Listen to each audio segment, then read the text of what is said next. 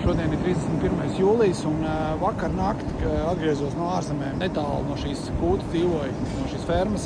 Un naktī, ap 1:30 naktī bija plus 20 grādi. Šodien ir apstīties 29,2 un tagad ir vēl pēcpusdiena, tagad ir 5:00 jau, ja? Un paskatīties, kā govis jūtās. Viņas izrāda visas savas uzvedības pazīmes, meklēšanos, dzīves prieku, interesi par visu jauno, kas ienāk viņu dzīvē. Piemēram, es esmu ienācis viņu dzīvē. Un viņas tik labi jūtās, tāpēc, ka šeit ir kolosāla veidināšana, brīnišķīga ventilācija. Ja? Pasties, kāda šeit ir gaisa plūsma. Stāv tieši zem ventilātora. Tagad iedod 3,5 metri, 4,4 metri. Tas ir tieši zem ventilātora, ja? 3,8 metri sekundē. Tāds ventilators, viņš šobrīd iet uz pilnu klapu un strādā visu diennakti.